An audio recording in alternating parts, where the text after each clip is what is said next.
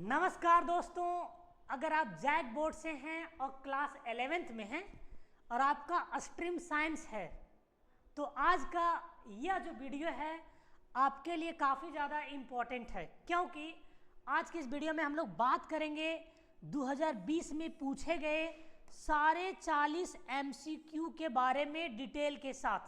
तो आइए करते हैं आज की वीडियो का आगाज, start. Question number 1, which of the following is the dimensional formula of pressure. देखो जी, आपसे यहाँ कहा जा रहा है कि प्रेशर का डायमेंशनल फार्मूला क्या होगा जी, निकालो ना। तो बहुत सिंपल है जी, कैसे निकालेंगे? प्रेशर बराबर क्या जानते हो? तो बोल सर फोर्स बाय एरिया जानते हैं। तो अगर प्रेशर का तुम डायमेंशनल फार्मूला निकालना चाहते हो तो फोर्स का कितना हो जाता है बोलो तो mLT का पावर -2, एरिया का कितना होगा जी L²।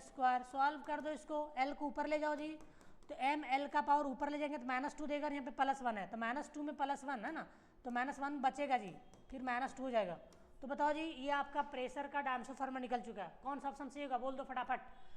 Option number A is the correct. Next, 1 metre is equivalent to, 1 metre किसके बराबर होगा? लेकिन देखो 1 मीटर जो दे रखा है सब एंगस्ट्रम में दे रखा है।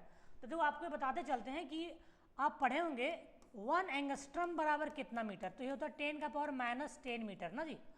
तो हम क्या करते हैं वहाँ पे अपने मन से 1 से मल्टीप्लाई कर देते हैं। तो ये 1 मीटर को इधर रहने दो, एक साइड कर लो, ठीक है। 1 मीटर को चलो एक साइड कर लिए। अब ये 10 का पावर -10 इधर ले आओ जी, है ना। तो 1 एंगस्ट्रम डिवाइडेड बाई 10 का पावर -10, तो 10 का पावर -10 ऊपर जाएगा तो क्या होगा बोलो तो 10 का पावर +10 एंगस्ट्रम हो जाएगा जी, है ना। तो कौन सा ऑप्शन सही होगा बोलो तो option A is the correct. बहुत सिंपल क्वेश्चन है ये। Next question, the unit of torque. Torque का यूनिट क्या होगा? तो टॉर्क का यूनिट तो दो ढंग से दिया जा सकता है। पहला, दो टॉर्क बराबर क्या जानते हो, जल्दी फटाफट बोल दो। तो सर टॉर्क बराबर जानते हैं फोर्स इंटू परपेंडिकुलर डिस्टेंस, है ना, डिस्टेंस जानते हो। तो डायरेक्ट पहला यूनिट होगा कि अगर टॉर्क का यूनिट पूछ देगा तो इसका फोर्स का न्यूटन हो जाएगा जी, और डिस्टेंस मतलब डिस्प्लेसमेंट जो होता है वो मीटर हो जाएगा, तो न्यूटन मीटर हो जाएगा टॉर्क का यूनिट ना। तो यहाँ पे जो न्यूटन मीटर हो जाएगा तुम्हारा वो तो ठीक है, यहाँ पे ऑप्शन दे रखा है तो टिक मार दोगे। लेकिन अगर किसी दूसरा फॉर्मेट में रहेगा तो क्या करोगे? तो उसके लिए देखो थोड़ा सा बता देते हैं। फोर्स के बदले क्या लिख सकते हो, मास इंटू एक्सेलरेशन, और ये ऐसा है। अब सबका डांसर मतलब यूनिट पुट करो, मास का kg, अच्छा ए का ए क्या बोलो तो तुम्हारा एक्सेलरेशन ड्यू टू मतलब एक्सेलरेशन केवल है, तो इसको हम लोग बोलते हैं मीटर पर सेकेंड स्क्वायर, और ये डिस्टेंस थी मीटर हो जाएगा। इसको सॉल्व करोगे तो kg आ जाएगा जी, और यहाँ मीटर यहाँ पे मीटर क्या हो जाएगा बोलो तो मीटर स्क्वायर हो जाएगा, और पर सेकेंड स्क्वायर हो जाएगा। अगर याद रखना kg वगैरह में दिया रहेगा तो ये टिक लगाना जी, और न्यूटन मीटर में दिया रहेगा तो ये टिक लगाना, है ना। तो आप याद रखना कौन सा ऑप्शन सही होगा बोलो तो ए यहाँ पे सही होगा। अगर ऐसा कुछ ऑप्शन रहता और न्यूटन मीटर नहीं रहता तो ऐसा कुछ टिक लगाते आप लोग, ठीक है। चलो, the dimensional formula of gravitational constant. देखो जी, ग्रेविटेशनल कांस्टेंट का आपको डायमेंशनल फार्मूला पूछ रहा है, तो सर कैसे निकालेंगे?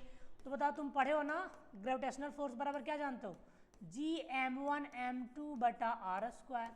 आपको जी का डायमेंशनल फार्मूला चाहिए तो जी को सेपरेट कर लो जी, तो r² उधर भेज दो, ऊपर भेज दो ना, और ये m1 m2 नीचे आ जाएगा। अब हमको एक चीज़ बताओ जी, सबका अगर डायमेंशनल फार्मूला पुट करोगे तो क्या नहीं निकल जाएगा जी का? तो चलो पुट करते हैं जी सबका। फोर्स का क्या होता है जल्दी बोलो, mLT का पावर -2, और r है ना तो डिस्टेंस ही तो है वो, तो L² हो जाएगा। अब मास का क्या हो जाएगा, m इंटू m, 2 बार है तो 2 बार लिख दो, क्या दिक्कत है जी। देखो एक बार तो बेचारा कट जाएगा, है ना, एक ऊपर चला जाएगा जी, तो इसका m का पावर -1 हो जाएगी। अच्छा, L का लफड़ा देखो, L का पावर यहाँ पे 1 है, यहाँ पे 2 है, तो कितना हो जाएगा L का पावर बोलो तो 3 हो जाएगा जी, और T तो बेचारा एक ही जगह है ना, T का पावर -2 जो है वही है। कौन सा ऑप्शन सही होगा देख लो, यही तुम्हारा यूनिवर्सल ग्रेविटेशनल कांस्टेंट का डायमेंशनल फार्मूला है। कौन सा ऑप्शन सही होगा जी? हाँ, option C is the correct. चलते हैं नेक्स्ट क्वेश्चन की दुनिया में। Which of the following is not vector quantity. इसमें से कौन सा वेक्टर क्वांटिटी नहीं है? तो देखो, जिसके पास मैग्नीट्यूड के साथ साथ डिफिनिट डायरेक्शन होगा वो एक्चुअली वेक्टर होगा, अदरवाइज नहीं। डिस्प्लेसमेंट के साथ दोनों है वेक्टर होगा, फोर्स के साथ दोनों है वेक्टर होगा, एंगुलर मोमेंटम के साथ भी डायरेक्शन भी होती है डिफिनिट, और मैग्नीट्यूड तो होता है। लेकिन करंट के पास मैग्नीट्यूड होता है, डायरेक्शन भी होता है, लेकिन डिफिनिट डायरेक्शन नहीं होता। इसका क्या मतलब है समझो। तो देखो मान लेते हैं कि मेरे पास एक, तुम इस तरह से एक बैटरी ले लो जी, इसके 2 पोल ले लेते हैं ना, ये पहला पोल मतलब ये कैथोड है, ये एनोड, ऐसा कुछ मान लेते हैं। मान लेते हैं पॉजिटिव टर्मिनल, ये नेगेटिव टर्मिनल। तो करंट हमेशा क्या फॉलो करते बताइए, हमेशा पॉजिटिव टू नेगेटिव, हमेशा पॉजिटिव टर्मिनल से नेगेटिव टर्मिनल जाएगा। तो इस केस में अगर हम लोग देखें, इस वायर में अगर करंट का फ्लो देखें तो पता चल रहा है कि सर इसमें जो फ्लो हो रहा है वो क्लॉकवाइज डायरेक्शन में हो रहा है। अच्छा, इसी वायर को आप थोड़ा नीचे पलट दो जी, ऐसे पलट दो, है ना, नीचे पलट दो तो पॉजिटिव से नेगेटिव आएगा, तो करंट का डायरेक्शन अब इधर जा रहा है, तो कौन सा डायरेक्शन होगा बोले तो एंटी क्लॉकवाइज। तो वायर वही था, बैटरी भी वही था, केवल हम लोग शेप को इस तरह से था, उसको पलट दिए जी वायर को, तो पहले चल रहा था क्लॉकवाइज में करंट, अब जा रहा है एंटी क्लॉकवाइज में, तो डायरेक्शन डिफिनिट कैसे हुआ, नहीं ना हुआ, इसलिए कौन सा ऑप्शन से होगा बोलो तो ऑप्शन डी, क्योंकि इसके पास मैग्नीट्यूड तो है लेकिन डायरेक्शन भी है लेकिन डिफिनिट डायरेक्शन नहीं है ना, इसीलिए कौन सा होगा बोलो तो डी करेक्ट आंसर, स्केलर है। The maximum range of projectile is, maximum range देखो जी, मान लो यहाँ पे कि आपके पास कोई बॉडी है, किस एंगल के साथ थ्रो करोगे तो मैक्सिमम दूरी जाएगा, ये जो डिस्टेंस है ना ये तुम्हारा रेंज कहलाता है ना। तो देखो आपको एक पता होना चाहिए कि जो रेंज का फॉर्मूला होता है वो u² साइन 2 थीटा बाय जी होता है जी। तो हमें ये बताओ अगर r को तुम मैक्सिमम करना चाहते हो तो इसकी वैल्यू तुमको क्या लेना पड़ेगा, लिखेंगे 4, r को अगर आप r मैक्स करना चाहोगे तो बताओ इसमें तुम क्या करोगे, तो इसमें r सॉरी साइन 2 थीटा है ना, उसकी वैल्यू हमको मैक्सिमम लेना है जी। तो बताओ साइन 2 थीटा का मैक्सिमम वैल्यू कितना होता है 1, एंगल कुछ भी हो, याद रखना साइन और कोसेक है दो ऐसा ट्रिग्नोमेट्रिकल रेशियो है जो एंगल कुछ भी हो जी उसकी वैल्यू -1 से +1 के ही बीच में लाई करती है, केवल साइन कोस की बात करें ना, तो सबसे मैक्सिमम वैल्यू साइन का 1 ही होता है, तो चलो इसका मैक्सिमम वैल्यू ले लेंगे तो आर मेरा मैक्सिमम हो जाएगा, तो मैक्सिमम वैल्यू कितना होता है तो 1 होता है, लिख चुके हैं। अब बताइए इसके बदले 1 ले लोगे तो आर को हम लोग आर मैक्स लिखेंगे, इसीलिए आर बराबर क्या जाएगा बोलो तो आर मैक्स हो जाएगा, और इसके बदले 1 रख दो तो यू स्क्वायर में क्या आएगा बोलो तो जी आएगा जी। तो ये तुम्हारा मैक्सिमम रेंज का फॉर्मूला हो गया, तो u square by g option हो गया है ना। अच्छा यहाँ से क्वेश्चन ऐसा भी पूछा जा सकता है कि किस एंगल के साथ थ्रो करेंगे ताकि वो बॉडी मैक्सिमम रेंज जाएगी, तो क्या कंडीशन होगा, क्या तरीका निकालोगे, तो बहुत सिंपल है। देखो जी साइन 2 थीटा का वैल्यू 1 है, यहाँ से थीटा का वैल्यू कितना ले लें ताकि 1 वैल्यू आ जाए, तो जाहिर सी बात है सर साइन 90 का वैल्यू 1 जानते हैं तो 2 पहले से 45 ही लेना पड़ेगा ना तभी वैल्यू 1 आएगा, तो इसका मतलब ये हो गया साइन 90 और साइन 90 वैल्यू 1 जानते हो तो थीटा आप कितना लिए, तो थीटा 45 डिग्री लिए।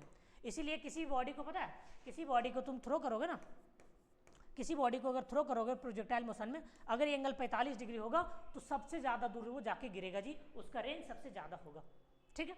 चलो तो दूसरा टाइप भी बता दिए, area under velocity and time curve gives. देखो बहुत सिंपल है, जब भी कभी एरिया दिया जाएगा तो दोनों एरिया क्या होता है प्रोडक्टिव होता है लेंथ ब्रेथ का, तो यहाँ पे किसका किसका एरिया है वेलोसिटी और टाइम का, दोनों का प्रोडक्ट कर दो जी। चलो वेलोसिटी टाइम को प्रोडक्ट करते हैं, तो वेलोसिटी एरिया जो आपका दे रखा है जी वो वेलोसिटी इनटू टाइम है। अच्छा वेलोसिटी क्या लिख सकता है displacement by time into time, तो यहाँ से टी कैंसिल आउट कर दो जी, क्या आ गया डिस्प्लेसमेंट आ गया ना, कौन सा ऑप्शन चाहिए बोलो तो बी। बहुत सिंपल क्वेश्चन है। A ball is dropped from a top of tower reaches the ground 4 second. देखो जी एक तुम्हारे पास बॉल है, इस टॉप ऊपर से हम लोग इसको नीचे गिरा रहे हैं तो 4 सेकंड में ना ग्राउंड पे आता है वो, ठीक है, और कह रहा है हाइट बताओ, तो बहुत सिंपल सवाल है, ऊपर से हम लोग मतलब इसको गिराएंगे तो इनिशियल वेलोसिटी 0 हो जाएगा, ठीक है। तो देखो हम लोग हाइट बराबर जानते हैं जी क्या होता है बोलो तो ut + ½ GT स्क्वायर होता है ना, ut + ½ GT स्क्वायर होती है। तो चलो u का वैल्यू 0 हो गया तो h हमें निकालना है, तो ये तो बेचारा पहले से चौपट हो जाएगा है ना, खत्म हो जाएगी। अब ये हाफ है तो हाफ लिख लो जी, और g का वैल्यू 9.8 ले या 10 ले, 9.8 लोगे तो ऑप्शन कोई भी सही नहीं होगा तो 10 ले लो, ठीक है। और टाइम कितना दे रखा बोलो तो टाइम दे रखा 4 सेकंड, 2 बार है 2 बार लिख दो जी, तो 2 1 जा 2 और 2 2 जा 4, तो ना तो 8 आएगा, तो 8 को 10 से गुना करोगे तो 80 आएगा, तो 80 मीटर इसका हाइट हो गया जी। कौन सा ऑप्शन सही होगा बोलो तो ऑप्शन सी। बहुत सिंपल क्वेश्चन था ये। नेक्स्ट द फोर्स इतना लग रहा है और मास इतना है, तो पूछ रहा है एक्सेलरेशन। बहुत सिंपल है जी, देखिए न्यूटन से सेकेंड लॉ से मास इंटू एक्सेलरेशन जानते हो है ना, आपसे पूछा क्या जा रहा है एक्सेलरेशन निकालो ए बराबर क्या हो जाए बोलो तो फोर्स बाय मास। फोर्स कितना है जी तो 0.04 न्यूटन है ना, बटा मास कितना है, तो मास आप देख सकते हो 1 kg है ना, तो 1 kg, तो बस सिंपल वही हो जाएगा है ना, इसमें आपको भागा भी दोगे तो वही आएगा न्यूटन पर केजी है ना। तो कौन सा ऑप्शन सही होगा बोलो तो न्यूटन पर केजी है ये, तो कौन सा ऑप्शन सही होगा जी ऑप्शन ए ही आपका करेक्ट हो जाएगा, एक्सेलरेशन की वैल्यू 0.04 आएगा जी। Next frictional force acting between 2 bodies.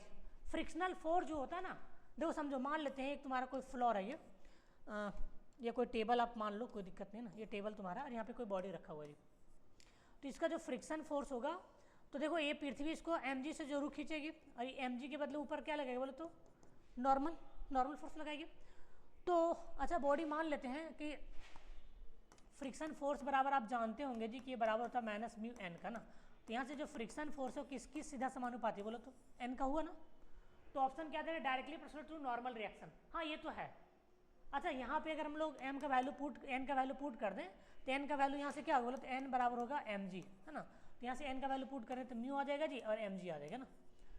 तो ये होगा। तो पहला ऑप्शन क्या दे रखा है, directly proportional to the normal reaction. ये बिल्कुल सही बात है। अच्छा डायरेक्टली प्रोपोर्शनल टू मास, हाँ अगर ये ऑप्शन नहीं रहता, ये रहता तो ये भी सही होता क्योंकि देखो मास का सीधा समानुपाती है ना। Inversely proportional to normal reaction और inversely proportional to the mass, तो दोनों तो ऑप्शन आपका गलत है। तो आपका सबसे ज़्यादा ये दोनों ऑप्शन में से सबसे ज़्यादा है ना करेक्ट आपका ए है, ठीक है। तो ए ऑप्शन आप सही लगाएंगे जी। नेक्स्ट बहुत सिंपल क्वेश्चन आ रहा है, the centripetal force acting on a body undergoing circular motion. देखो कोई बॉडी है जो सर्कुलर मोशन में मूव करेगा, जिसका रेडियस मान लेते हैं आर दिया हुआ जी, और इस बॉडी का मास कितना बोलो तो एम है, ये सर्कुलर मोशन में रिवॉल्व करेगा, तो इसका सेंट्रीपिटल फोर्स कितना लगेगा। तो आप ये कैलकुलेट किए होंगे ना, क्या calculate, m v square by r, है ना। ये सेंट्रीपिटल फोर्स का स्टैंडर्ड फॉर्मूला होती है जी। तो कौन सा ऑप्शन सही बोलो तो option C is the correct. Next, in the motion of rocket the physical quantity is मतलब कंजर्व। देखो याद रखना, जब कभी रॉकेट मूव करती है ना, रॉकेट, तो लीनियर मोमेंटम हमेशा कंजर्व रहता है, कांस्टेंट रहता है, सेम रहता है लीनियर मोमेंटम। तो ऑप्शन बी हो जाएगा आपका correct. Next, a cyclist of moving in circular path, देखो सर्कुलर पाथ मूव कर रहा है ना, और सर्कुलर पाथ का रेडियस रेडियस कितना है बोलो तो 80 दे दिया, वेलोसिटी 10 दे दिया जी। तो देखो याद रखना, जब भी कोई साइक्लिस्ट किसी सर्कुलर ट्रैक पे मूव करती है तो वर्टिकल के साथ जो एंगल बनाता है ना, उसका एक फार्मूला होता है। फार्मूला क्या होता है बोलो तो टेन थीटा बराबर होता है g v square by r g, जहाँ पे आर क्या है, इस सर्कुलर ट्रैक का रेडियस है, भी उस साइक्लिस्ट का वेलोसिटी है जी, और जी आप जानते हो एक्सेलरेशन ड्यू टू ग्रेविटी है। चलो हमें थीटा पूछ रहा है ना, तो कैसे निकालोगे देख लो, सबका वैल्यू पुट कर दो जी। बी कितना दे रखा है बोलो तो वेलोसिटी कितना है, तो वेलोसिटी 10, तो 2 बार लिखना पड़ेगा, 10 × 10 कर दो। आर कितना बोलो तो 80 है। अच्छा जी आपको कितना ले लेना है, तो चलो जी का वैल्यू हम लोग 10 लेके चलते हैं ना, तभी आपको ऑप्शन सी आएगा। तो देखो यहाँ से 10 कैंसिल आउट हो जाएगा, 1 0 कैंसिल आउट हो जाएगा, तो टेन थीटा बराबर आ रहा है 1/8। तो यहाँ से अगर थीटा निकालोगे जी तो 10 उधर चला जाएगा, तो क्या होगा बोलो तो 10 इनवर्स 1/8 आ जाएगा जी, है ना। तो कौन सा ऑप्शन सही होगा बता दो जी। तो option B is the correct. Next, a body of mass m collides against with the wall with velocity v and rebound with the same speed, its change in momentum। देखो क्या कह रहा है, क्वेश्चन कह रहा है कि ये कोई बॉडी है जी, ये कोई क्या बोलो तो कोई बॉडी है जो भी वेलोसिटी के साथ जा रहा है, इसका मास m है, तो ये भी वेलोसिटी जा रहा है और इस वाल से टकराने के बाद फिर उसी वेलोसिटी के साथ वापस आएगा। तो देखो सबसे पहले बता दो इनिशियल मोमेंटम कितना है, तो मास इंटू वेलोसिटी, मास m है और वेलोसिटी v है, ठीक है। अच्छा फाइनल मोमेंटम कितना होगा जी, फाइनल मास तो सेम रहेगा लेकिन वेलोसिटी अपोजिट डायरेक्शन में, यहाँ पे माइनस लगाएंगे। अच्छा चेंज इन मोमेंटम पूछ रहा है, तो चेंज कैसे निकालेंगे बताइए। Final momentum minus initial momentum, final momentum की वैल्यू कितना है जी, तो माइनस एम भी है, माइनस इनिशियल मोमेंटम की वैल्यू कितना एम है ना। चेंज इन मोमेंटम निकालना है, तो चेंज मोमेंटम लोग मैग्नीट्यूड में लेके चलेंगे, तो इसको भी मैग्नीट्यूड में कर दो जी, तो ये क्या अपना देगा -2m भी दे देगा जी। मोड में कर दो तो फाइनल कितना है बोलो तो 2m भी आएगा। तो कौन सा ऑप्शन सही होगा बोलो तो option A is the correct. ये बहुत सिंपल क्वेश्चन है ना। Next, work done is represented by, देखो कोई एक बॉडी है, अगर इसको आप इस डायरेक्शन में फोर्स लगाते हैं तो ये बॉडी इस डायरेक्शन में मूव करेगी, तो इन दोनों के बीच का एंगल थीटा है। तो वर्क डन का जो फॉर्मूला आप जानते हैं जी कि फोर्स और डिस्प्लेसमेंट का ये डॉट प्रोडक्ट होता है ना। तो कौन सा ऑप्शन सही बोलो तो option C is the correct. ये body is constrained to move the Y directions if the acted upon the force, देखो इस बॉडी पे फोर्स इतना लग रहा है और कह रहा है कि the work done by the force in moving body through इतना इन अलोंग वाई डायरेक्शन। देखो सिंपल क्वेश्चन है, क्वेश्चन क्या कह रहा है कि फोर्स का वैल्यू पहले कुछ दे रखा है, कितना दे रखा है पहले लिख लो जी, 2ik + 15j कैफ और +6 k कैफ है, इतना न्यूटन जो है फोर्स लग रहा है। और ये जो बॉडी मूव कर रहा है वो किधर मूव कर रहा है बोलो तो वाई डायरेक्शन मूव कर रहा है। याद रखना वाई डायरेक्शंस के लिए हम लोग कौन सा यूनिट वेक्टर यूज करेंगे बोलो तो हम लोग जे कैप यूज करेंगे ना, इतना मीटर दे रखा है। तो कह रहा है वर्क निकालो जी, तो वर्क क्या होता है जल्दी सिंपल बता दो, फोर्स और डिस्प्लेसमेंट का डॉट प्रोडक्ट होता है। तो सर इन दोनों को डॉट प्रोडक्ट करेंगे तो क्या होगा, देखो आई को अगर जे के साथ डॉट लोगे 0 हो जाएगा, आई को जे के साथ लोगे तब 1 देगा और इसके साथ 0 हो जाएगा। तो हम ज़्यादा लफड़ा क्यों करेंगे, इन दोनों को केवल कोएफिशिएंट मल्टीप्लाई कर दो ना। तो 15 × 10 कितना हो जाएगा जी 150, ये जूल हो जाएगा। कौन सा ऑप्शन सही होगा, तो बोल सर सी सही हो जाएगा ना। ये बहुत ही मज़ेदार क्वेश्चन है ना। Next question, two bodies of mass m1 m2 have equal kinetic energy. देखो कहने का मतलब ना, दो बॉडी है और दोनों का लीनियर मोमेंटम पूछ रहा है जी, तो बहुत सिंपल है। देखो आप ये जानते होंगे काइनेटिक एनर्जी को अगर के से डिनोट करते हैं तो ये फार्मूला आप जानते होंगे p²/2m। ये फार्मूला बहुत सिंपल फार्मूला है, ये बहुत सिंपल हम लोग बहुत बार ड्राइव भी किए हुए हैं पिछली वीडियो में। तो p बराबर कितना है बोलो तो √2me आएगा, है ना।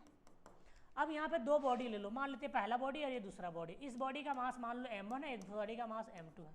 इसका मोमेंटम p1 मान लेते, इसका मोमेंटम p2 मान लेते, इसका काइनेटिक एनर्जी k मान लेते, इसका भी k, क्योंकि काइनेटिक एनर्जी सेम है इसीलिए, ठीक है।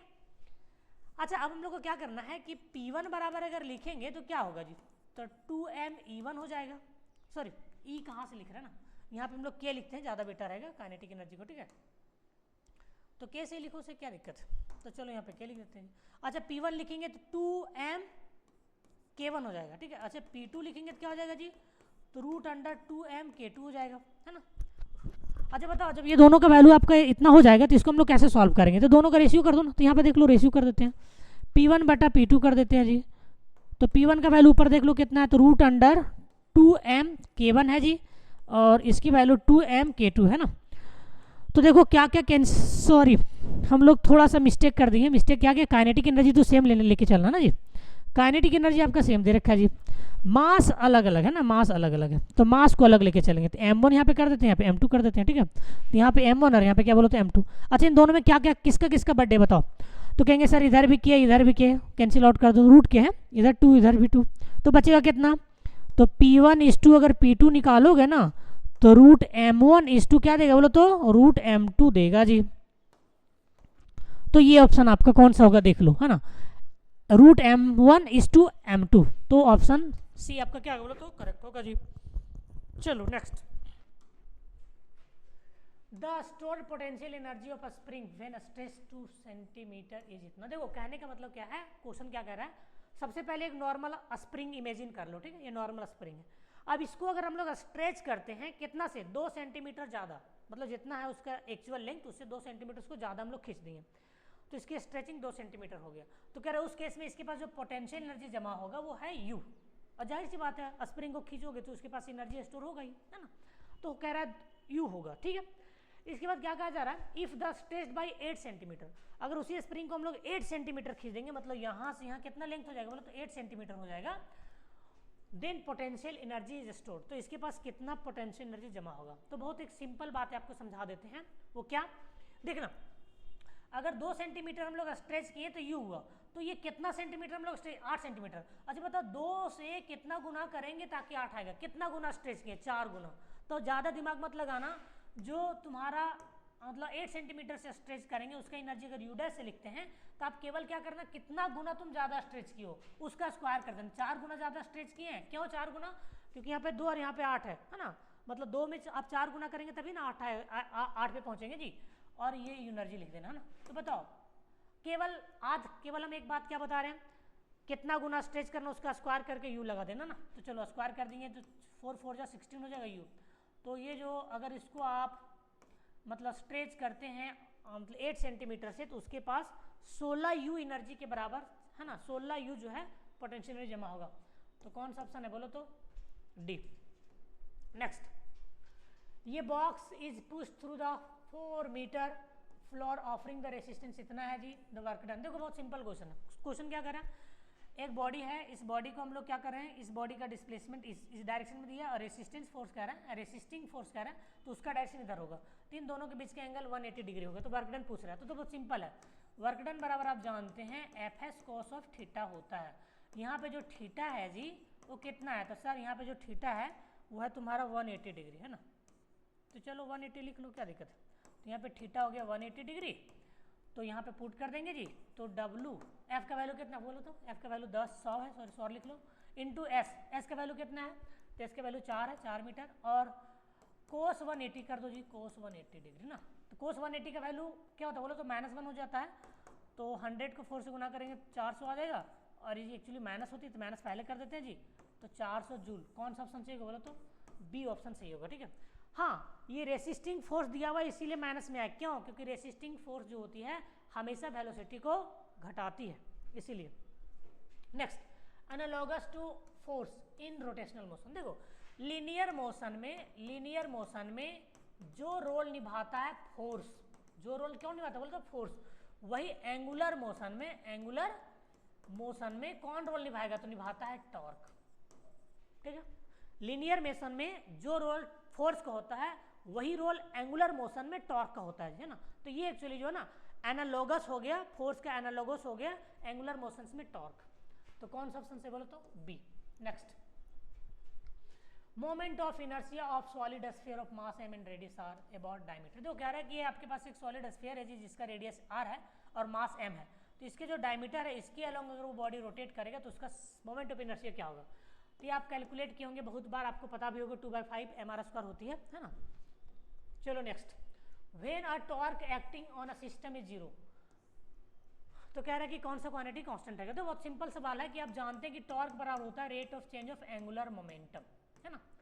तो कह रहे हैं टॉर्क 0 है, तो चलो जी इसको dl/dt को टॉर्क 0 है तो टॉर्क के बदले 0 ले लेते हैं। अच्छा मैथमेटिक्स में आप क्या जानते हो बताओ कि किसका डिफरेंशिएशन 0 के बराबर होता है? तो कांस्टेंट का। इसका मतलब l तुम्हारा क्या है? कांस्टेंट है ना, तो l तुम्हारा कांस्टेंट है। कौन सा ऑप्शन से बोलो तो? कह रहे कौन सा क्वांटिटी जो है कांस्टेंट होगा? तो ऑप्शन बी, लीनियर मोमेंटम नहीं, एंगुलर मोमेंटम रहता तो एंगुलर मोमेंटम ऑप्शन में दिया ही नहीं है ना, तो नन ऑफ दी तो दिया है ना, उसको टिक लगा देना, ठीक है। बहुत अच्छा क्वेश्चन था जी। The value of G at the centre of the earth. देखो ये तुम्हारा अर्थ है जी, इसका सेंटर यहाँ पे है, तो सेंटर में क्या रहा है? सेंटर का मतलब यहाँ से आप वर्टिकली डाउनवर्ड 6400 किलोमीटर जाइए, अर्थ का रेडियस 6400 किलोमीटर है ना, तो वहाँ पे आपको सेंटर मिलेगा। तो कह रहा है वहाँ पे जी का वैल्यू कितना होगा? तो देखो जी जी का जो वैल्यू होता है ना वो आर पे भी डिपेंड करता है और मास पे भी डिपेंड करता है। तो जब आप सेंटर पे चले जाएंगे तो मास आपका नेग्लिजिबल हो जाएगा, रेडियस भी क्या हो जाएगा बोलो तो? 0 हो जाएगा जी। तो उसके कारण जी का वैल्यू क्या होगा बोलो तो? 0 होगा। ऑप्शन क्या होगा बोलो तो? A. Next, the escape velocity from the surface of the earth R is the. देखो बहुत सिंपल है, एस्केप वेलोसिटी क्या होता है? किसी भी बॉडी को किसी एक पार्टिकुलर स्पीड के साथ थ्रो अगर करेंगे तो वो धरती पे आएगा ही नहीं, बाहर चला जाएगा ना। जैसे कोई बॉडी है जी ये अर्थ के सरफेस पे था, उसको अगर हम लोग एस्केप वेलोसिटी के साथ थ्रो कर देंगे ना तो वो बाहर नहीं आएगा जी, है ना। तो बाहर नहीं आएगा तो उसका एक्सप्रेशन क्या होता है? देखो पता है एस्केप वेलोसिटी का जो एक्सप्रेशन होता है आप कैलकुलेट किए होंगे, वो होता है 2gre, जहाँ पे आर क्या है? अर्थ का रेडियस है, जी क्या है? एक्सेलरेशन ड्यू टू ग्रेविटी है जी। अब पता है ये चलो फार्मूला है, अगर इसकी वैल्यू पूछेगा कि सर इसके वेलोसिटी के लिए अर्थ के लिए कितना है? 11.2 किलोमीटर पर सेकेंड है ना। बहुत ज़्यादा स्पीड है, 1 किलोमीटर में लगभग 1 सेकेंड में लगभग 11 किलोमीटर उसकी रफ्तार होना चाहिए ना। तो इतना रफ्तार से अगर थ्रो करोगे तो बाहर नहीं आएगा, मतलब फिर से वो लौट की पृथ्वी पे नहीं आएगी, ठीक है। चलो next, Kepler's third law of also known है। देखो केपलर्स के 3 लॉज है जी। पहला लॉ ऑफ ऑर्बिट है। लॉ ऑफ ऑर्बिट क्या कहता है कि जितने भी प्लेनेट्स हैं वो सन के चारों तरफ इलिप्टिकल पाथ में रिवॉल्व करेगा और जो सन होगा वो सिचुएटेड होगा कहाँ पे बोलो तो? फोकस पे, इस इलिप्स का फोकस पे। दूसरा लॉ कहता है law of equal area. Law of area क्या कहता है कि अर्थ के द्वारा किसी पार्टिकुलर टाइम में मतलब दिए गए समय अंतराल में जो एरिया निर्माण करेगा उतना ही समय में दूसरे जगह भी रहेगा तो उतना ही एरिया निर्माण करेगा, ठीक है। मतलब एरियल वेलोसिटी कांस्टेंट होता है। और तीसरा होता है law of time period. Law of time period का मतलब क्या होता है जी? लॉ ऑफ पीरियड का मतलब क्या होता है? मान लेते हैं अर्थ तुम्हारा यहाँ पे, यहाँ से वो चलना प्रारंभ किया, यहाँ से चलते चलते पुनः यहाँ पे चला आया, है ना। तो एक कंप्लीट वो रेवोल्यूशन किया, तो 1 कंप्लीट रेवोल्यूशन करता है उसको कहते हैं टाइम पीरियड। मतलब अर्थ के द्वारा एक चक्कर लगाने में सन के चारों तरफ जितना समय लगता है उसको क्या कहते हैं बोलो तो? टाइम पीरियड कहते हैं जी। तो ये जो कहता है ना थर्ड लॉ जो है वो कहता है कि जो टाइम पीरियड होता है उसका अगर स्क्वायर कर देंगे तो सीधा समानुपाती होगा, डायरेक्टली प्रोपोर्शनल होगा। किसका बोलो तो? इसका सेमी मेजर एक्सिस का। देखो ये यहाँ से यहाँ जो होता है ना उसको हम लोग मेजर एक्सिस कहते हैं, तो यहाँ से यहाँ क्या कहलाएगा बोलो तो? आधा कहलाएगा, सेमी मेजर, उसको हम लोग ए कहेंगे। तो ये जो टाइम पीरियड का स्क्वायर है ना वो सेमी मेजर एक्सिस का पावर 3 का सीधा समानुपाती होता है, ठीक है। तो ऐसे भी क्वेश्चन आएगा तो ये भी आप टिक लगा देना। और डायरेक्ट पूछ रहा है कि कौन सा लॉ है? Third law. तो लॉ ऑफ पीरियड है ना, इसमें टाइम का तो चर्चा हो रहा है, पीरियड का तो चर्चा हो रहा है ना, इसलिए लॉ ऑफ पीरियड ऑप्शन आपका सही होगा जी। Next, gravitational potential at a distance R of body mass M is. देखो ग्रेविटेशनल पोटेंशियल बहुत सिंपल होता है, minus G M by R होता है ना। कौन सा ऑप्शन सही बोलो तो? सी, इसका बहुत सिंपल कैलकुलेशन भी होता है जी। Within the elastic limit relation between stress and strain. देखो हुक्स लॉ कहता है कि अगर आपका किसी भी इलास्टिक बॉडी को अगर विद इन इलास्टिक लिमिट के कारण उसको स्ट्रेच करते हैं तो पता है उसकी अगर आप स्ट्रेच करेंगे ना तो स्ट्रेच जो होगा वो सीधा समानुपाती किसका होगा, बोलो तो स्ट्रेन होगा। मतलब स्ट्रेन की वैल्यू बढ़ाइएगा स्ट्रेन बढ़ेगा, स्ट्रेन की वैल्यू घटाइएगा स्ट्रेन घटेगा, सीधा समानुपाती होता है, ठीक है, हुक्स लॉ के अकॉर्डिंग सही है। तो कौन सा ऑप्शन सही होगा, बोलो तो ऑप्शन बी। नेक्स्ट, आप फोर्स ऑफ 10 न्यूटन, देखो फोर्स दे रखा है 10 न्यूटन दे रखा है जी, एरिया इतना दे रखा है, तो कह रहा है प्रेशर निकालो। तो सबसे पहले तो फोर्स कितना दे रखा है पहले बताओ सर, 60 न्यूटन, चलो बहुत अच्छी बात। एरिया कितना है जी, तो एरिया दे रखा है तुम्हारा 0.0 है ना 1 सेंटीमीटर स्क्वायर। प्रेशर पूछ रहा है, तो देखो एक बात याद रख लो, क्या यहाँ पे सारा जो यूनिट दे रखा है एसआई दे रखा था, आप इसको भी एसआई में कन्वर्ट करो। कैसे कन्वर्ट करेंगे तो दो तरीका समझ लो। देखो सेंटीमीटर है दो बार है ना, तो 1 सेंटीमीटर के बदले 1 सेंटीमीटर है ना, मतलब 10 का पावर जो होता है -2, सी का मतलब 10 का पावर -2 होता है, दो बार है तो 10 का पावर -2 लिख देंगे दो बार जी। और ये अब किस में कन्वर्ट हो गया बोलो तो मीटर स्क्वायर में कन्वर्ट हो गया। अब इसको सॉल्व कैसे करोगे तो देखो, तो यहाँ पे हम क्या कर लेते हैं, डायरेक्ट सॉल्व करते थे। यहाँ पे दशमलव हटाओगे तो दशमलव के बदले 1 लिखोगे, और राइट साइड में कितना अंक है बोलो तो 3 है, तो 3 जीरो डाल देना जी। तो यहाँ पे देखो 10 का पावर 3 ऊपर जाएगा माइनस में, और पहले से कितना है 4, तो कितना -4 है, तो 10 का पावर -7 मीटर स्क्वायर आएगा। ये क्या आ गया बोलो तो एरिया आ गया जी। और तो चलो प्रेशर निकाल लो, प्रेशर और क्या होता है बोलो फोर्स बाय एरिया होता है। फोर्स कितना है 60 न्यूटन, बहुत सिंपल। एरिया कितना बोलो तो एरिया 10 का पावर -7 मीटर स्क्वायर है ना। तो न्यूटन पर मतलब 1 न्यूटन 1 मीटर को पास्कल कहते हैं। तो इसको सॉल्व कर लो, जो 10 का पावर ऊपर जाएगा जी, माइनस में 7 है, +7 हो जाएगा, और एक यहाँ पे है ना तो 8 हो जाएगा, तो 6 × 10 का पावर 8, और इसको हम लोग पास्कल में यूनिट हो जाएगा ना। तो कौन सा ऑप्शन सही होगा बोलो तो 6 × 10 का पावर 8 पास्कल। तो यहाँ पे दिया नहीं है तो अपने मन से यहाँ पे कोई एक मान लो जी, मान लेते हैं ये 8 है, एक्चुअली मिस प्रिंट हो गया होगा टाइपिंग में ना। तो आपको कौन सा ऑप्शन सही होगा बोलो तो आपका ऑप्शन सही हो जाएगा ए, है ना। तो आज रखने यहाँ पे आप किसी को भी 8 बना देना प्लस में, ठीक है। चलो next, the molar specific heat at constant pressure of ideal gas इतना दे रखा है, the ratio of specific heat constant pressure to the constant. तो बहुत अच्छा क्वेश्चन है। क्वेश्चन पता है क्या कर रहा है कि आपका specific heat capacity eight constant pressure का फॉर्मूला दे रखा है जी 7/2R दे रखा है, ठीक है। अब आपको रेशियो पूछ रहा है, किसके किसके बीच का रेशियो पूछ रहा है बोलो तो रेशियो पूछ रहा है आपका specific heat capacity eight constant pressure, मतलब CP/CB का आपको रेशियो पूछ रहा है। तो सवाल आता है कि सर CP दिया, CB कैसे निकालोगे, तो मेयर्स फार्मूला यूज कर लो जी। तो बताओ मेयर्स फार्मूला क्या कहता है, CP - CB = R होता है ना।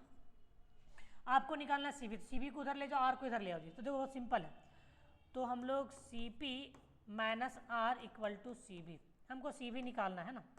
तो बोलो CP का वैल्यू कितना, CP का वैल्यू कितना बोलो 7/2R है, और माइनस ये क्या बोलो तो R है। अब देखो जी 7/2 का मतलब क्या होता है 3.5 होता है ना, 3.5 में 1 जाएगा तो 2.5 बचेगा, तो 2.5 को हम लोग 5/2R लिख सकते कि नहीं, है ना। तो इतना आ गया तुम्हारा CB। अब दोनों का रेशियो कर दो, क्या दिक्कत है।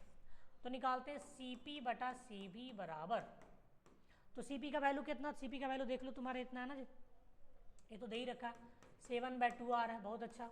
अच्छा CB का बस जस्ट वैल्यू ना 5/2R है। किसका किसका बर्थडे बताओ, R का बर्थडे हो जाएगा, 2 का बर्थडे हो जाएगा, 5 मतलब 7/5 आ रहा है।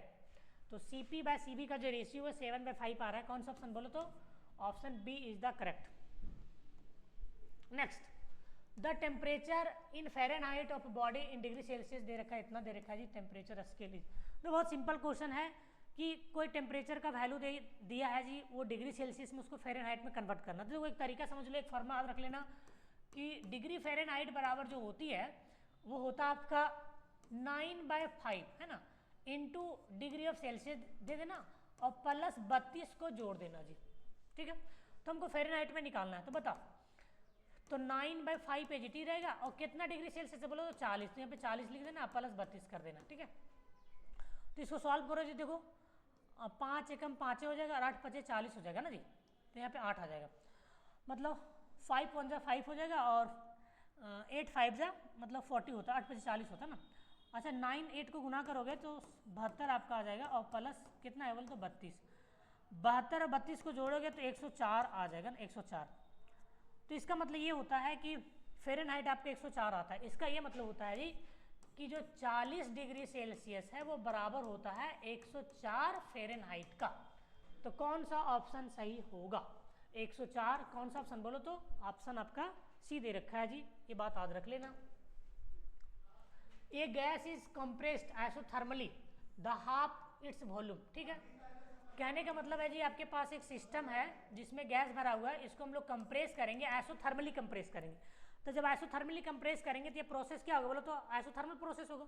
और आइसोथर्मल प्रोसेस में आप जानते हैं पीवी बराबर क्या होता है बोलो तो? कांस्टेंट होता है। जब पीवी बराबर मेरा कांस्टेंट हो जाएगा तो क्या कह रहा है कि P इंटू V का प्रोडक्ट हमेशा कांस्टेंट रहेगा। अब क्या कह रहा है बोलो तो? कह रहा है कि इसकी जो वॉल्यूम है उसको आधा कर दिए। मतलब अब जो है जो इसकी वॉल्यूम है, अगर हम लोग मान लेते हैं आधा कर देते हैं, यहाँ पे V/2 कर देते हैं, तो यहाँ पे P में आपको क्या करना पड़ेगा ताकि ये कांस्टेंट है P भी आ जाए? तो जाहिर सी बात है 2P आपको गुना करना पड़ेगा ना, तभी ना ये मतलब ये 2 कट जाएगा, तभी ना कांस्टेंट रहेगा जी। तो इसीलिए याद रखना प्रेशर उस टाइम दो टाइम्स बढ़ जाता है। तो ऑप्शन क्या होगा बोले तो? Option A is the correct. बहुत सिंपल है। Next, energy associated with each degree of freedom पर मॉलिक्यूल के भी मेरा बोल्ट्जमैन कांस्टेंट है। देखो बहुत सिंपल है, जो एनर्जी एसोसिएटेड होता है पर डिग्री ऑफ फ्रीडम वो हाफ केबीटी होता है, जहाँ पे केबी जो होता है वो बोल्ट्जमैन कांस्टेंट होता है, टी मेरा एब्सोल्यूट टेम्परेचर है। The temperature of ideal gas increased by इतना टू इतना। देखो टेम्परेचर है किसी आइडियल गैस का, इससे हम लोग इतना बढ़ा दे रहे हैं। The RMS velocity of gas molecule becomes. The RMS velocity का एक फॉर्मूला याद रख लेना जी। फॉर्मूला क्या होता है कि वी आरएमएस याद रखिएगा, वो रूट अंडर होता है 3RT/m, है ना। तो यहाँ पे आप देख सकते हैं वी आरएमएस लिखना चाहिए पूरा। तो वी आरएमएस जो होती है वो सीधा समान किसका हो गया बोलो तो? रूट टी का हो गया, ये ना हो गया जी। अच्छा ये बताओ टेम्परेचर तुम कितना टाइम्स बढ़ा दिए? पहले 120 था, अब चल गया तुम्हारा 480, 4 गुना बढ़ाना। तो यहाँ पे 4 मल्टीप्लाई मतलब 4 लिखो जी। तो जो वी आर एम एस होगा वो आपका √4 हो जाएगा। √4 का वैल्यू कितना होता है बोलो तो? √4 का वैल्यू 2 होता है जी। इसका मतलब उसकी जो आर एम एस वैल्यू होगी वो डबल हो जाएगा जी। तो कौन सा ऑप्शन से बोलो तो? Option B is the correct. Next, the kinetic energy of 1 mole of ideal gas. देखो kinetic energy 1 mole of ideal gas इतना दे रखा है जी, Cp इज। दो इसमें कैसे निकालेंगे समझो। सबसे पहले जो दे रखा है वो पहले बताओ जी, 3/2 RT दे रखा है। अच्छा हम लोग जानते हैं, क्या जानते हैं बोलो तो? वी नो दैट, हम लोग जानते हैं जी कि जो एनर्जी होता है ना वो Cb इंटू टी के बराबर होता है। Cb क्या है? Specific capacity at constant volume है। अच्छा देखो ये दोनों, इस इक्वेशन का नाम 1 दे दो, इसका नाम 2 दे दो। इक्वेशन 1 2 में देखो LHS बराबर तो RHS बराबर हो जाएगा ना। तो यहाँ से आप देखो तो Cb का वैल्यू कितना है? तो Cb का वैल्यू जो है तुम्हारा 3/2R है। 3/2R है ना, 3/2R है, ठीक है। तो Cb का वैल्यू इतना दे रखा है, तो आपसे पूछ रहा है कि वैल्यू ऑफ Cp बताओ। तो देखो मेयर्स फार्मूला यूज कर लो जी। मेयर्स फार्मूला क्या कहते हैं? Cp minus Cb equal to R होता है। Cp को उधर ले जाओ जी, तो Cp बराबर हो जाएगा R प्लस Cb। R का R लिखो, Cb का वैल्यू वहाँ से देख लो, तो 3/2R है। अच्छा ये है 3/2 मतलब 1.5 है और 1 अढ़ाई हो जाएगा ना। तो अढ़ाई को हम लोग 5/2R लिखेंगे ना। तो कौन सा ऑप्शन से होगा बोलो तो? या तो इसको सॉल्व करोगे तो 2.5 आएगा ना, 2.5 आ रहेगा। तो कौन सा ऑप्शन सही बोलो तो? Option D is the correct. ये बहुत इंटरेस्टेड क्वेश्चन था। नेक्स्ट क्वेश्चन देखते हैं। नेक्स्ट क्वेश्चन क्या कहता है? Oxygen and hydrogen are the same temperature and pressure. The mass of oxygen molecule 60 times than the mass of the hydrogen. The ratio of their RMS value. देखो simple सवाल है कि पहले आरएमएस वैल्यू बराबर आप जानते कितना सो पहले बताओ। अभी जस्ट हम बताया था ना, जो आरएमएस वेलोसिटी होता है ना जी, वो होता है we RMS root under 3RT/m होता है ना। ये फॉर्मूला होता है स्टैंडर्ड। तो पहले हमको क्या करना है? ऑक्सीजन का लिखो और बटा हाइड्रोजन का लिखो, और दोनों को हम देखने हम लोग कंपेयर कर लेते हैं। चलो देखो वी आरएमएस किसका लिख रहे हैं बोलो तो? ऑक्सीजन का, तो वो लिख देते हैं बेस में। और ये वी आरएमएस किसका लिख रहे हैं बोलो तो? हाइड्रोजन का, तो बेस में लिख दो। अब चलो दोनों का ऊपर वैल्यू लिखो। तो देखो समझो हम क्या करते हैं, सब वैल्यू लिखो। 3R का R, T temperature pressure constant है तो R तो कांस्टेंट है, T मेरा कांस्टेंट ही रहेगा जी। और यहाँ पे क्या लिखेंगे बोलो तो? M लिखेंगे। लिख ली M किसका लिखना पड़ेगा? ऑक्सीजन का, इसलिए बेस में O लगा देंगे। और नीचे आ जाओ, यहाँ पे भी लिखो 3RT/m किसका लिखेंगे बोलो तो? हाइड्रोजन का लिखेंगे, ठीक है। तो यहाँ से देखो 3RT कैंसिल आउट हो जाएगा जी। तो ये एक्चुअली ना रूट के अंडर तुम्हारा बचेगा, MH ऊपर चला जाएगा जी, MH ऊपर चला जाएगा और MO क्या आ जाएगा बोलो तो नीचे चला आएगा, है ना। अब बोलो हाइड्रोजन का मास कितना है, तो 1 है, और ऑक्सीजन का कितना है 16 है ना। तो 1/16 का रूट निकालेंगे तो 1/4 आएगा, है ना। तो कौन सा ऑप्शन सही होगा बोलो तो ऑप्शन बी सही होगा। ठीक है, बहुत इजी क्वेश्चन था ये। Avogadro number is the number of, देखो एवोगाद्रो नंबर किसी भी एक मोल गैस में जितना एटम्स की संख्या होती है उसको हम लोग एवोगाद्रो नंबर कहते हैं जी। तो 1 मोल ऑफ गैस याद रखना, है ना। The frequency of second pendulum, देखो सेकेंड पेंडुलम का मतलब होता है time period 2 second, time period 2 second कह रहा है। तो फ्रीक्वेंसी पूछ रहा है, फ्रीक्वेंसी बराबर आप जानते हो ना 1/2 होता है जी। तो 1/2 कर दो तो 0.5 हर्ट्ज आ जाएगा ना। कौन सा ऑप्शन सही बोलो तो option A correct. A progressive wave is represented, तो प्रोग्रेसिव वेव इतना दिया हुआ है, एक्स और वाई जो है सो मीटर में है, टी मेरा सेकेंड में है जी, और मैक्सिमम वेलोसिटी पूछ रहा है। तो देखो सबसे पहले ये जान लो कि प्रोग्रेसिव वेव का फॉर्मूला होता क्या है। ये फॉर्मूला होता है वाई ए साइन ओमेगा टी माइनस के एक्स, ये स्टैंडर्ड फार्मूला होता है प्रोग्रेसिव वेव का जब वो पॉजिटिव एक्स डायरेक्शन मूव करेगी तब। तो हमें वेलोसिटी पूछ रहा है तो इसको एक बार डिफरेंशिएट कर देते टाइम के रिस्पेक्ट में, dy/dt हो जाएगा, ए कांस्टेंट बाहर कर दो, साइन का डिफरेंशिएशन क्या देगा बोलो तो कोस देगा जी, ओमेगा टी माइनस के एक्स देगा। लेकिन याद रखना हम टी के रिस्पेक्ट में करें, टी का कोएफिशिएंट क्या ओमेगा, वो एक्चुअली मल्टीप्लाई होगा, तो हम लोग मल्टीप्लाई इधर ही कर देते हैं ना। अच्छा ये बताओ, इसी को तो वेलोसिटी कहते हैं। अच्छा अगर तुम भी मैक्स चाहते हो, क्या चाहते हो बोलो तो भी मैक्स चाहते हो, तो भी मैक्स के लिए इसकी वैल्यू तुमको क्या लेना पड़ेगा 1, तो इसका मतलब किसके बराबर होगा तो ए ओमेगा के बराबर देगा। ठीक है, चलो अब हम लोग को डाटा दे रखा है, ए का वैल्यू कितना है इस इक्वेशन से चेक करके बोलो कंपेयर करो। ए के बदले यहाँ पे कितना बोलो तो 5 है, तो यहाँ पे लिखेंगे ए का वैल्यू 5। अच्छा ओमेगा कहाँ पे, टी का कोएफिशिएंट को ओमेगा कहते हैं, तो टी का कोएफिशिएंट को छोड़ करके बाकी ये पूरा क्या कहलाएगा ओमेगा कहलाएगा जी। तो 100 पाई, अब सॉल्व करो तो ये 500 पाई आ जाएगा जी, है ना, 500 पाई आ जाएगा। और वेलोसिटी है तो इसका यूनिट मीटर पर सेकेंड, मीटर पर सेकेंड तो हो गई। तो कौन सा ऑप्शन बोलो तो ऑप्शन डी। चलो हम लोग अब सेकेंड लास्ट किया जी। The Doppler's effect is applicable for, देखो डॉपलर्स इफेक्ट है क्या, इस बात को थोड़ा सा समझ लो। डॉपलर्स इफेक्ट पता है क्या कहता है कि मान लिया जाए आपके पास कोई सोर्स है, लाइट का सोर्स है या साउंड का सोर्स है, और ये कोई ऑब्जर्वर है जी, ये क्या बोलो तो को ऑब्जर्वर है ना, ये को ऑब्जर्वर है। इन दोनों के बीच में अगर रिलेटिव मोशन है, रिलेटिव मोशन मतलब एक दूसरे से दूर आ रहे हैं या करीब जा रहे हैं, तो होता क्या है कि मान लिया जाए ये जो कोई सोर्स है, मान लेते हैं कोई ट्रेन है, आप प्लेटफॉर्म पे खड़े हैं और ये ट्रेन पूरा है ना अपना विसिल बजाते हुए आपकी तरफ आ रहा है, तो पता इन दोनों के बीच में रिलेटिव मोशन हो गया। तो उस केस में जो आपको साउंड सुनाई देगा, यहाँ से जो साउंड निकलेगा एक्चुअल साउंड वो सुनाई नहीं देगा, बल्कि एपरेंट फ्रीक्वेंसी वाला आपको साउंड सुनाई देता है। एपरेंट फ्रीक्वेंसी वाला आपको बहुत ज़्यादा लगेगा ना, करीब आएगा तो दूर जाएगा तो बहुत कम लगेगा, मतलब यहाँ पे जो आपको साउंड सुनाई देगा वो एपरेंट फ्रीक्वेंसी वाला सुनाई देता है। तो उसी को हम लोग बोलते हैं डॉपलर्स इफेक्ट। ये साउंड का हो गया। लाइट में क्या होता है, मान लेते हैं कोई अंधेरे में आप प्लेटफॉर्म पे खड़े हैं, कोई ट्रेन एकदम ना बहुत फास्ट स्पीड के साथ आपसे दूर आ रहा है या तो आपके करीब जा रही है, तो वैसे सिचुएशन में जो लाइट आपको दिखाई देगा वो एपरेंट फ्रीक्वेंसी वाला लाइट होगा, ओरिजिनल लाइट नहीं होता है ना। तो एपरेंट फ्रीक्वेंसी वाला लाइट आपको दिखाई देता है, तो इस घटना को भी हम लोग डॉपलर इफेक्ट कहते हैं। तो डॉपलर इफेक्ट दोनों के लिए एप्लीकेबल है, साउंड के साथ साथ लाइट के लिए भी। ठीक है, तो चलो कौन सा ऑप्शन सही होगा बोलो तो बोथ, साउंड एंड लाइट। चलो लास्ट क्वेश्चन की दुनिया में चलते हैं। तुम्हारा लास्ट क्वेश्चन है जी, the sound speed of sound, speed of sound wave is. देखो साउंड का स्पीड किस पे डिपेंड करता है, देखो बहुत सिंपल तरीका बता देते हैं जी। वेलोसिटी ऑफ जो साउंड होता है किसी मीडियम में वो बराबर होता है gamma root under gamma P by rho. Option के कोऑर्डिनेट हम एक करके देखते हैं और बताते हैं। देखो it is independent of temperature, नहीं, वेलोसिटी ऑफ साउंड टेम्परेचर पे डिपेंड करती है। कैसे डिपेंड करती है, अगर देखो यहाँ पे तो कुछ तरीका लिख दिए हैं, अगर टेम्परेचर आपका किसी भी मतलब मीडियम में अगर 1 डिग्री सेल्सियस से बढ़ाते हैं ना, तो उसका वेलोसिटी जो है ना साउंड का 0.6 मीटर बढ़ जाता है ना। अगर मान लो किसी कमरे का टेम्परेचर तुम्हारा है मतलब 0 केल्विन मतलब सॉरी 0 डिग्री सेल्सियस है, तो उसमें जो साउंड का स्पीड होता है ना वो 331 मीटर पर सेकंड होता है। और अगर तुम उसी कमरे का टेम्परेचर कर देते हो 1 डिग्री सेल्सियस, तो पता है यहाँ पे 331.06 मीटर पर सेकंड हो जाएगा। मतलब प्रत्येक 1 डिग्री सेल्सियस में उसकी वेलोसिटी 0.6 बढ़ती है। तो डिपेंड तो करता है, तो ये तो ऑप्शन तुम्हारा पहले खत्म कर दो जी। दूसरा है इंक्रीज इन प्रेशर। देखो इस फॉर्मूला को अगर गौर से तुम देखोगे तो तुम ये कहोगे 100% कि सर ये जो वेलोसिटी है साउंड का प्रेशर पे तो डिपेंड कर ही रहा है ना। तो अगर इसको इसकी वैल्यू बढ़ाएंगे तो ये बढ़ेगा, लेकिन लेकिन लेकिन लेकिन मेरे दोस्त देखो किसी भी गैस सिस्टम का अगर प्रेशर बढ़ाते हो ना तो डेंसिटी भी उसी रेट से चेंज करता है, मतलब P/ρ जो होता है ना वो हमेशा कांस्टेंट होता है।